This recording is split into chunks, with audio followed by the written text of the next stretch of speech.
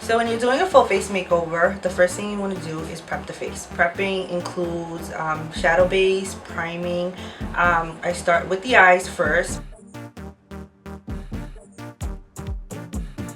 And what I use is a double-sided eyeshadow brush. It has the side to apply eyeshadow and it has a skinnier side. And I'll explain what the skinnier side is for. It's actually really cool. So you want to pick up the pigment with your eyeshadow brush. Just dust just a little to get the excess off. And you start applying from the inner corner. And you tap. You never just tap, because you're wasting your pigment. What I'm going to do for her, I'm going to do a 3-tone smoky eye.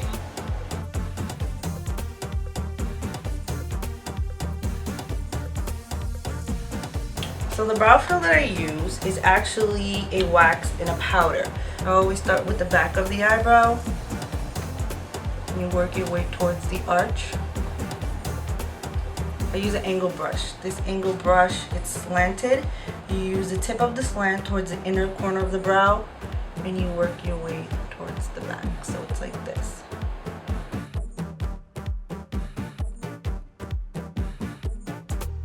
You don't want to do like a really sharp triangular. You want to curve your hands a little bit so the brows look nice and natural. The key to a really defined eyebrow is to draw a line underneath the eyebrow and then come in and fill towards the top very lightly. Just like a brush and you can fade it out.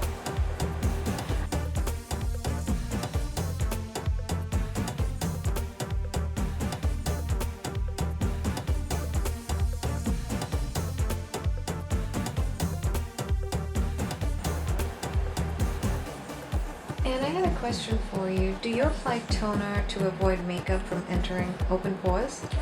No, toner is actually it should be part of your everyday skincare regimen. If it has alcohol, it'll dry your skin out, you produce excess oil, and then it'll clog your pores. If you want to stop the makeup from going into your pores, you use a really good makeup primer. If you have oily skin, you will use a silicone-free primer. If you have very dry skin, normal to dry skin, you use a hydrating. What's trending now is for the brow bone highlighter, people are using concealer instead of actual eyeshadow or actual like powder pigmented eyeshadow. You don't want to touch the green, because what's going to happen if you touch the green, you're going to have green on the top of underneath your brow bone, and then you're going to look like a big raccoon, so you don't want that.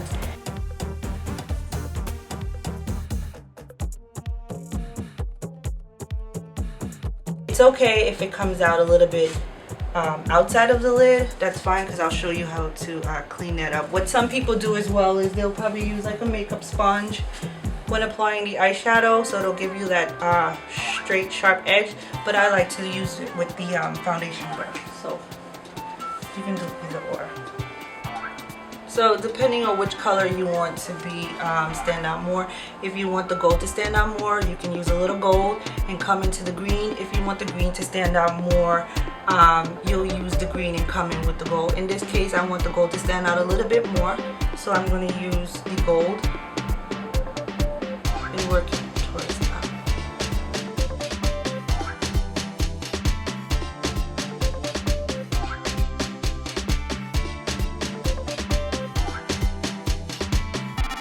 So before I apply the the foundation, I'm going to line under the waterline.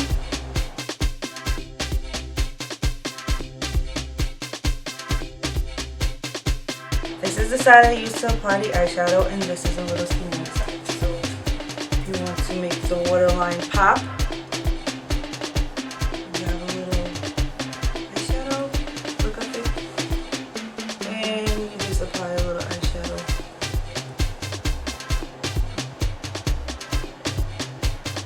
And again, it'll be one big mess, so this is why you're doing the foundation last.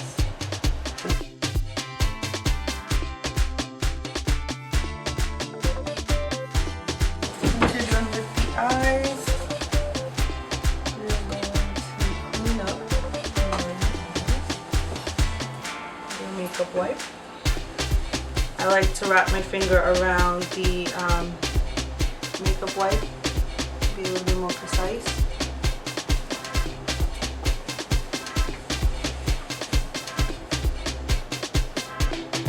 And if you wipe anything off, that's fine, because you can go back afterwards and touch anything up.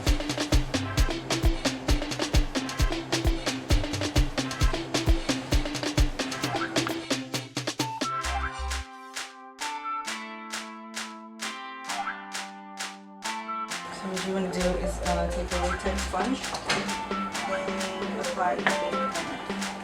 Concentrate on the T-zones. In particular, that's where people tend to get oily quicker. In the nose, forehead, upper lip, chin.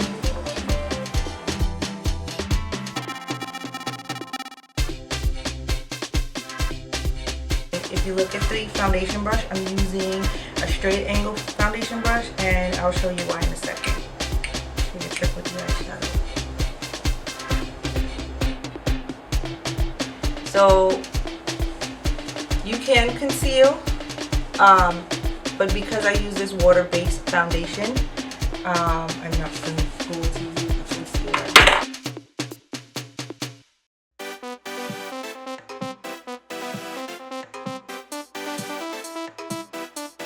The trick I want to show you guys is you can use the edges of the straight foundation brush to cut the edges.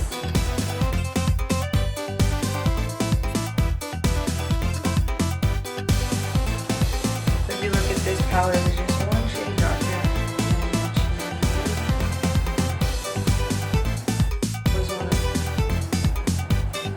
pay attention to the neck and the face, because you want it to look almost the same.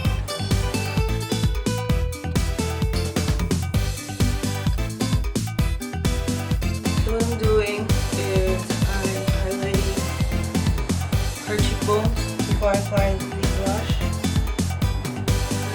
Forehead.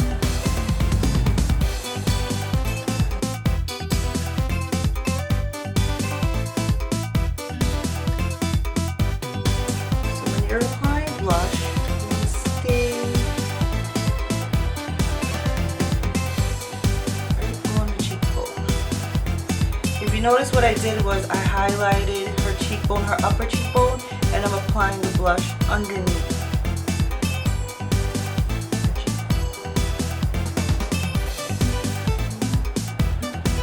Some people get confused. They think that you can use a powder brush or a blush brush.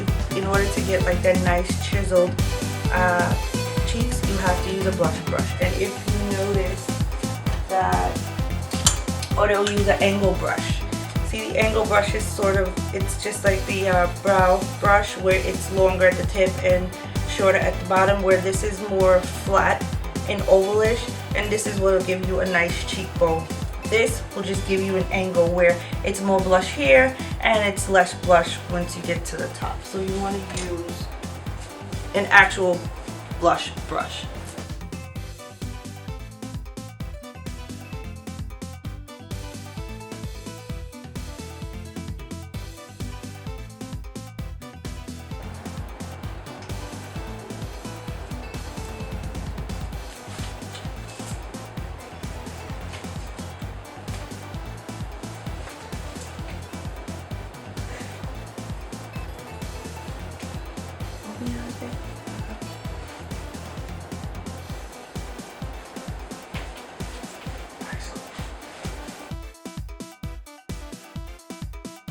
For her, I'm going to use a nude lip gloss.